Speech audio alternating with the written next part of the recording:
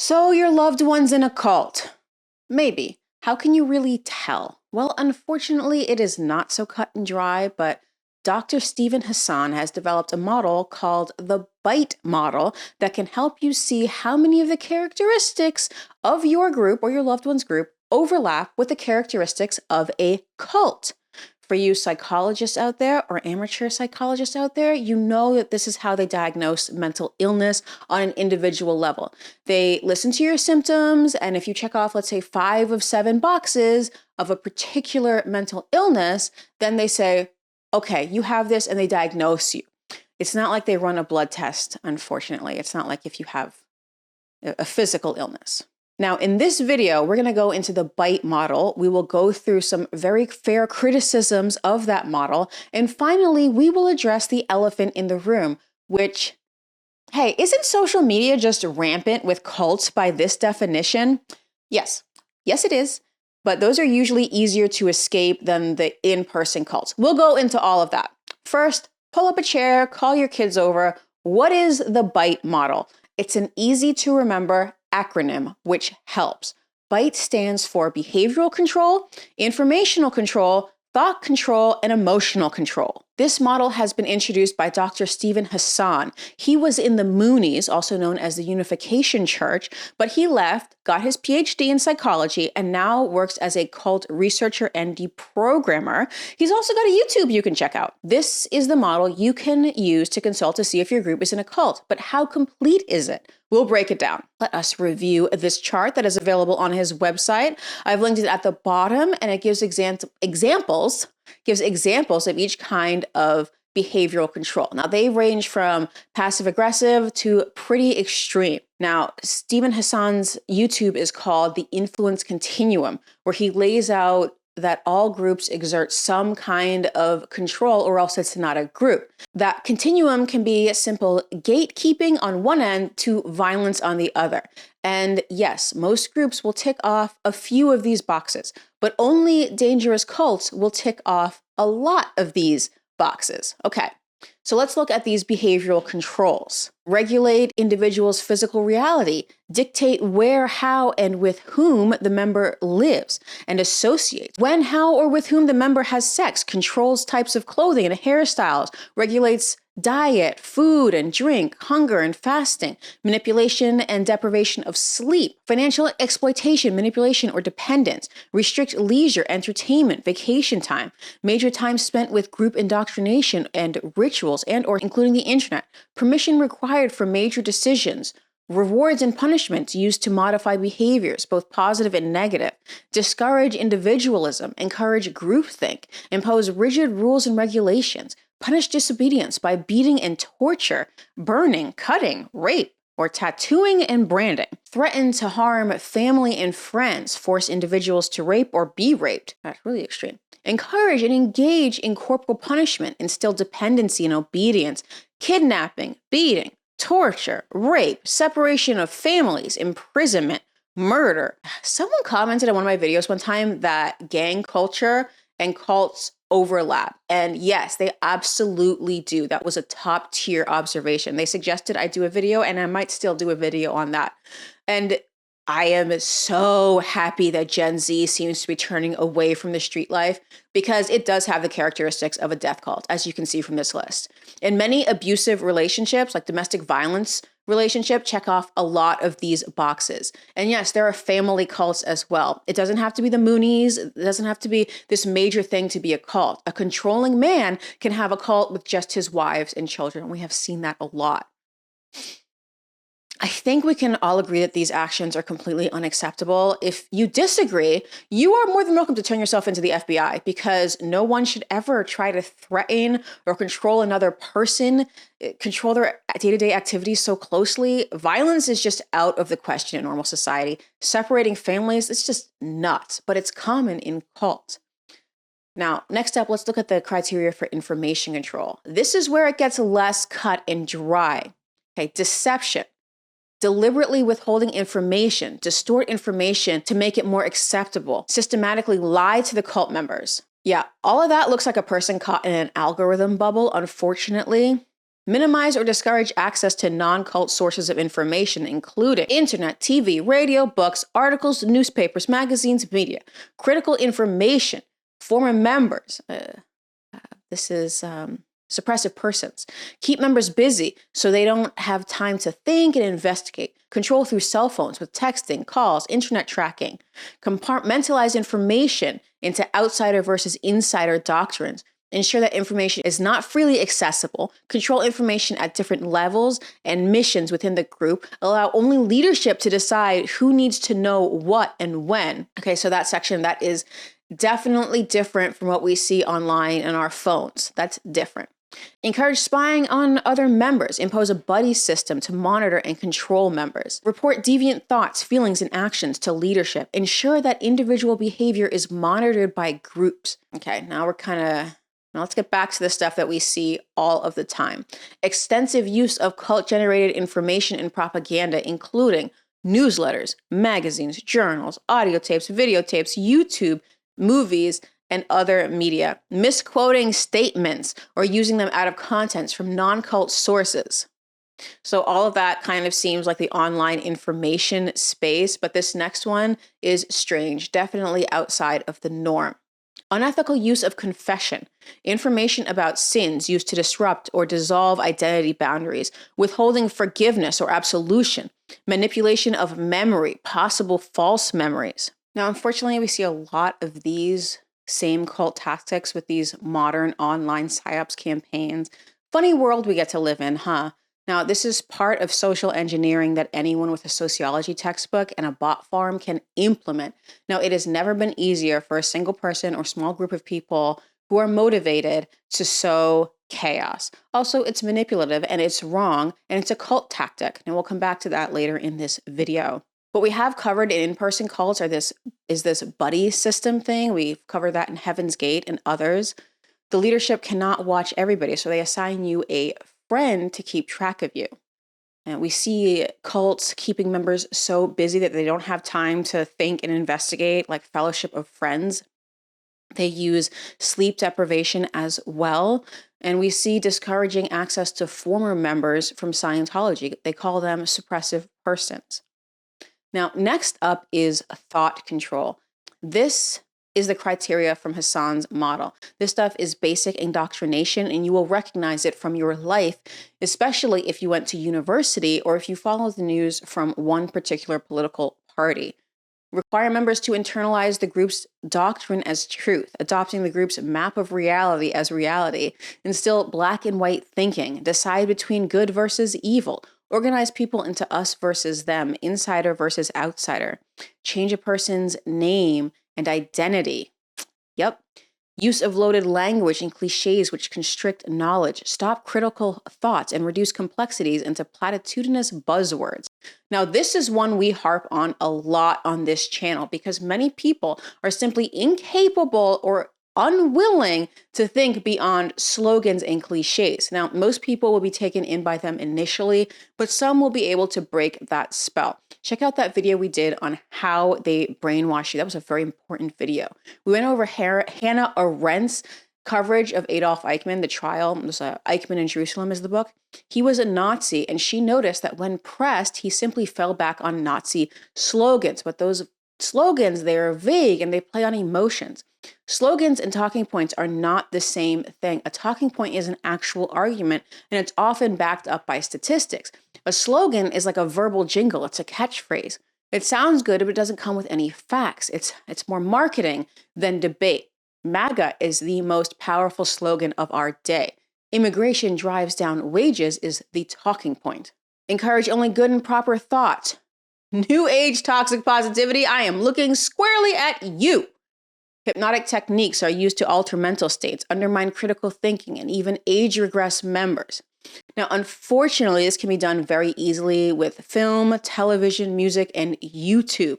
Any Hollywood director worth his salt can alter your mental state and age-regress you to a childlike state. Spielberg is the king of this. It's okay if it's done for entertainment. That's the point of movies. But these thought control techniques, they are widespread and they are used on the general public. Memories are manipulated and false memories are created. teaching thought-stopping techniques which shut down reality, testing by stopping negative thoughts and allowing only positive thoughts, including denial, rationalization, justification, wishful thinking, chanting, meditating, praying, speaking in tongues, singing, or humming. One thing I will add here is that this is internal behavior modification techniques, and I'm all for you modifying your own behavior. And this is actually where it gets tricky, because if you're a hothead, you probably should stop to pray. If you fly off the handle easily, stop and count to 10. It's kind of the same principle, but one is you controlling your behavior, and the other one that Hassan is referencing is cult controlling your behavior. Rejection of rational analysis, critical thinking, constructive criticism, forbid critical questions about the leader, doctrine, or policy, labeling alternative belief systems as illegitimate, evil, or not useful, instill a new map of reality. Now, we went over in a video a while back, but there are many models of how people implement thought control. Many scholars have different models, and it comes down to you break down, you disrupt their former worldview, you introduce a new worldview, build up a new worldview, and then you solidify that new worldview. Some have many steps. And that explains Hassan's number 11. Thought control is so common in our online world. Once a person falls into a particular online space or ideology, you got politics, identity wars, religion. We see this every single day that we are online. And then the algorithm feeds you more and more. And before you know it, your cousin has been radicalized to some extreme new worldview. And people are always trying to get us to sign on to their worldview. Check out that video on Are Your Thoughts Even Your Own? Hassan is a former cult member. Now he's a deprogrammer, and he speaks to the public both from experience and from his studies on the subject. Respect. I have experience too. I am not a former cult member, but I am overly online. And this is how fast the generations move. What Hassan saw in the Moonies and at extremes when he was young, we see on the daily now. We see this all the time. So many agendas are being manipulated on social media to psyop us. And far from disproving Hassan's theory, I actually think this just shows how toxic our culture has become. Like, we should not put up with this stuff. These people are pushing these agendas. They're paying psychology and sociology majors to market ideas to us like they would market soap. I've done so many videos on that. They want us to buy their beliefs, and getting tricked into buying expensive soap is so much cheaper than buying into a belief. It's just funny that a cult deprogrammer is saying, hey, watch out for these mind control techniques. And we're so accustomed to them that we're like, look, I saw all of those before I even got out of bed this morning. All right, the last bit is emotional control. Okay, what does Hassan list here? So manipulate and narrow the range of feelings. Some emotions and or needs are deemed as evil, wrong, or selfish. Yeah, that's actually pretty common in training a toddler. So yeah, unfortunately, the cult trains a person in a similar way that one would train a toddler. The techniques are similar. It's not unlike training a dog. Pavlov, Skinner, I'm looking at you here. Okay. Teach emotion-stopping techniques to block feelings of homesickness, anger, doubt. Make the person feel that problems are always their own fault, never the leader's or the group's fault. I do have to say I am 1% guilty of this worldview, but not in relation to cults, just the take control of your life. Like, should I also take control of this tsunami because this tsunami is out of my control? It's the same kind of thing. It's actually a very common hustle bro technique. And yes, Mike Winnett does a very great job of overlapping the cult/hustle bro mantras. Hustle bro culture is kind of similar to cults. Anyway, promote feelings of guilt or unworthiness, such as identity guilt. You are not living up to your potential. Your family is deficient. Your past is suspect. I feel like this is the plot to like half of the English novels and movies I've ever seen. Your affiliations are unwise. Your thoughts, feelings, actions are irrelevant or selfish. Social guilt, historical guilt. Instill fear, such as fear of thinking independently, the outside world, enemies, losing one's salvation, leaving or being shunned by the group, others' disapproval, extremes of emotional highs and lows, love bombing and praise one moment and then declaring you are horrible. You are a horrible sinner. Ritualistic and sometimes public confessions of sin. Catholic Church. Yo, For a time in the 1800s, Protestants thought that the Catholic Church was a cult. That is its own video on its own. It could be its own video, but they had some really good points. Now, they ultimately lost that battle and we just let the Catholics in. But maybe if they had a better PR team, the Protestants could have put up a better defense.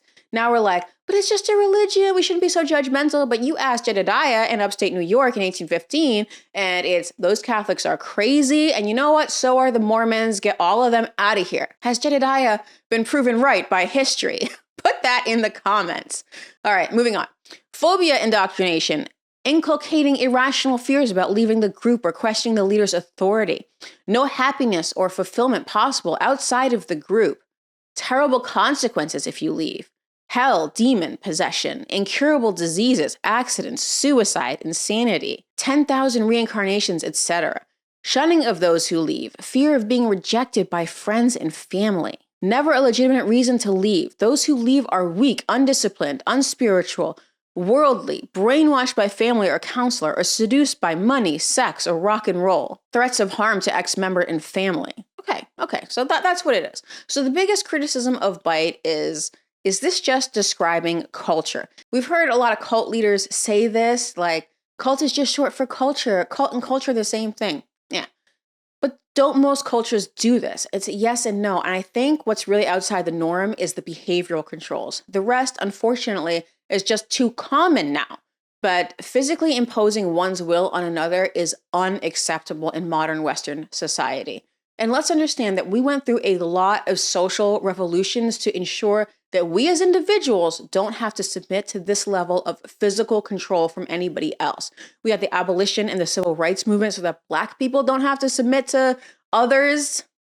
We had the women's liberation so that women don't have to physically submit. We have laws on the books for beating your wife now. We have the labor laws as well. So this behavioral control is not in our culture, fortunately, but there are some elements that do overlap. It is, unfortunately, part of some other cultures, particularly the subjugation of women and other races, and also children. And that is a problem. There was a reason why there's been a backlash against the Riyadh Comedy Festival, because half of the comedians felt that it was morally unacceptable to support a regime that was that oppressive. And the other half of the comedians got a big paycheck. So there's that. Cultures that control members through force tend to be worse off than those who don't, for one very simple reason, is that there is no singular leader competent enough to guide a society, a whole society, especially a large society. The world is just too complex, and it's much better when individuals can make choices for what's best for themselves and for their families. Now, we saw that in the Soviet Union, and I will absolutely hear arguments that the Soviet Union under Stalin was a de facto cult, and it was also a disaster. Also, Mao's China checked off a lot of these boxes as well. China had major problems in the 20th century due to their massive social engineering attempts, like the Cultural Revolution, which killed millions of people. We went over that in a video here. Or the one-child policy, which may have doomed them to population collapse later this century. Now they are begging families to have more children, but they were cruel to them earlier. In our Western culture, people are allowed, within parameters, of course, to make choices of what is best for them and their family. When the people at the top start to dictate behavior for people at the bottom, things begin to fall apart. And we kind of went over this under COVID, and things got really messy and we're still paying for it. Last I'll say about COVID. This next century will decide if a society based on individual choice and freedom can endure.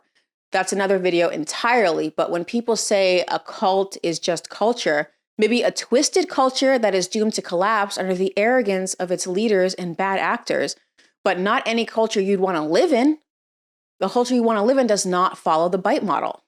Now, bad news for us, we may be living in a twisted culture that is doomed to collapse under the arrogance of our leaders and bad actors manipulating people using the Bite model. Will we be able to stave off the chaos? I certainly hope so, but things have gotten really crazy since social media popped off. This is not for certain that we're going to survive this century. Sorry. Now, other criticism of Hassan's model is that it is not peer-reviewed, although it was reviewed by his dissertation committee. A peer review would be if other psychologists read the paper and said, I like that, I accept it. Now, the peer review process can be gamed, and Hassan hasn't done any experiments, so it's not like they can, check his methods. He's making observations based on the cults that he was either in or that he has studied. And I find a lot of these actually check out. I've studied many different groups and these tactics come up again and again. That is not my problem with his model. I think, in fact, it's generally a good model, but there are some things to consider here. First, the information control section, the thought control section, and the emotional control section, so the IT sections, are so common in our modern informational environment that you could call just about any online group a cult. In fact, Hassan has written a book that I have somewhere called The Cult of Trump, in which he details how Donald Trump and MAGA are a widespread cult. I went over this in my Cult of MAGA video, and you know what? I agree. I completely agree. And last week's actions, or the week before actions, of Trump trying to censor Marjorie Taylor Greene and trying to exile her for disagreeing with him, disagreeing with the leader, that proves it to me. I see Trump punishing Greene for publicly disagreeing and trying to get others to turn on her. Marjorie Taylor Greene was MAGA before there was even MAGA, before there was Trump. And now he's saying that she's a lefty. I see that as a cult tactic, an attempt to turn her into a suppressive person. Noticed it. Still, you should know that about Hassan and his model. He thinks a sizable percentage of the country is in a cult. At that point, is it even a cult anymore? The red team will say that woke is a cult. And I said that woke does not have its act together enough to be a cult, and that's why it lost the last election. Go work on yourself, woke, form a cult, and come back and win a general election like MAGA did. There's 2028 for that. Kidding aside, but woke is lacking a central figure, although it hits many of the checks, many of the characteristics of a cult. And to me, it's definitely a mind virus. It's just got pretty toxic. But because it's so fragmented, it's not as effective as a cult with a central command. So yes, I do like the BITE model, but the B, which is behavioral control, describes a cult as a high control group. The rest of it, the IT, it's just the interwebs kind of, which is sad and it's pathetic that we've let our information sphere be taken over by thought predators. Internet, you didn't used to be like that. It used to be cool, man. But if a social group does try to inhibit your behavior in such an extreme way, just leave immediately. You don't have to make a scene. Just say you left your coat in your car and then drive away without looking back. Don't tell anyone you're leaving. Just bounce. Now, as far as the information control, the thought control, and the emotional control, it's on us to recognize that and to choose not to follow it. This is where free will comes in. Just because they are not literally beating us over the head doesn't mean that we are not absorbing and internalizing the messaging that we see. This goes for high control groups that use psychological tricks, but it also goes for psychological marketing campaigns launched by various agendas like MAGA or like woke or MAHA, Make America Healthy Again, which, if you ascribe to it, you ascribe to it, whatever. And with what we are seeing online, we are seeing these groups form somewhat organically. And you don't need a narcissistic leader. The group will create a narcissistic leader. There's one out there. The group will find him and bring him up. But that's another video. I would like to see more about these old head cult researchers, what they have to say about these organic cult formations that we are seeing online now. People will use how common these techniques are, and they'll say, look, cults don't even exist. But yes, they do. High control groups do exist. Like Hassan says, it's on a continuum. And yes, social movements and religion can exhibit the same tactics of high control groups. And yes, social movements and religions can leave you broke and estranged from your family. So where do we draw the line? So now where's the line in that continuum? There is absolutely a line in my experience, but it's hard to say where it is. Definitely once violence is threatened, it's a cult. Once the leader starts stacking bodies, it's a cult. But Hassan did say that Trump has a cult, and where are his bodies? So you tell me, where is the line between a group and a cult? What do you think of this BITE model? Do you buy it? Let me know in the comments. Thanks, and I will see you next week.